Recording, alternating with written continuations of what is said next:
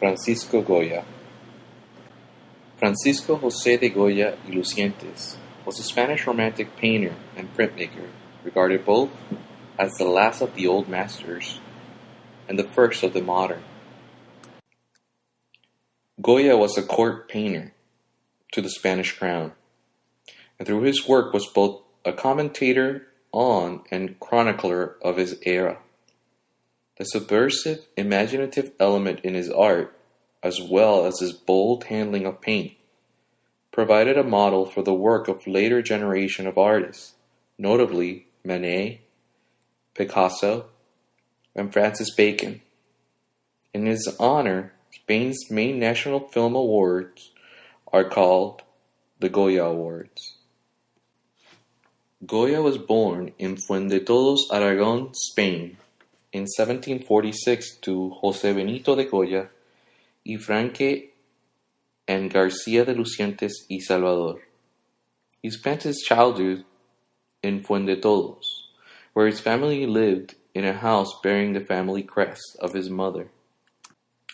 His father earned a living as a gilder. In about 1749, the family bought a house in the city of Zaragoza and some years later moved into it.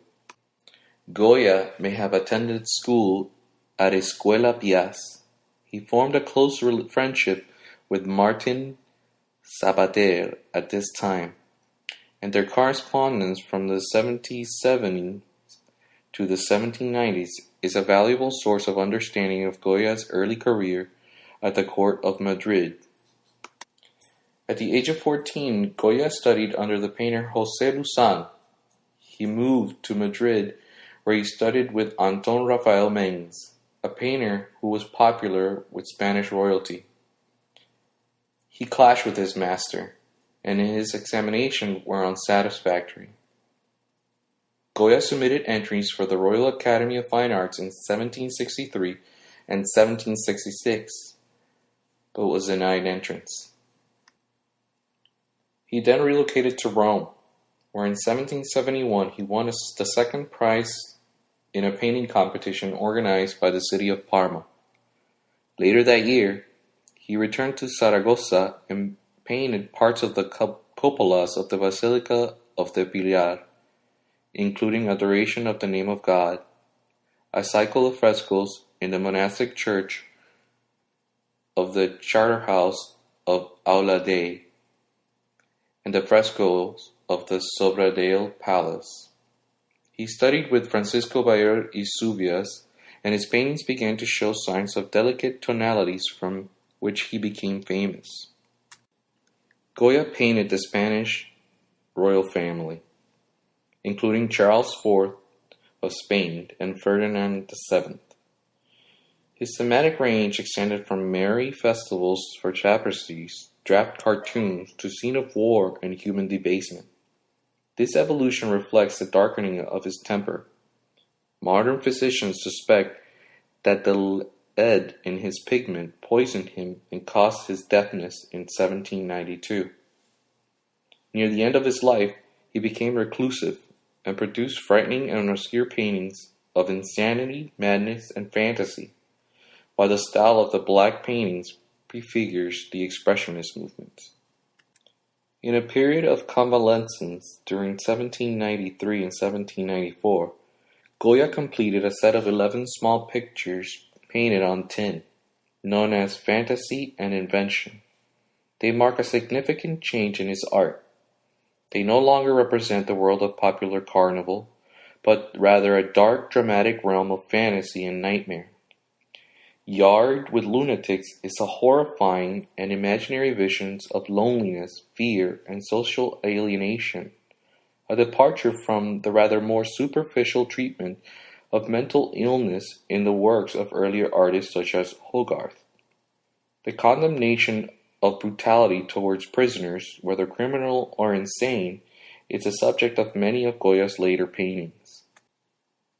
In 1799, Goya published a series of 80 prints titled Caprichos, depicting what he described as the innumerable foibles and follies to be found in any civilized society, and from the common prejudice and deceitful practices which custom, ignorance, or self-interest have made usual. The dark visions depicted in these prints are partly explained by his captions. The deep sleep of reason produces monsters. Yet these are not solely bleak in nature and demonstrate the artist's sharp satirical wit, particularly evident in etchings such as Hunting for Teeth.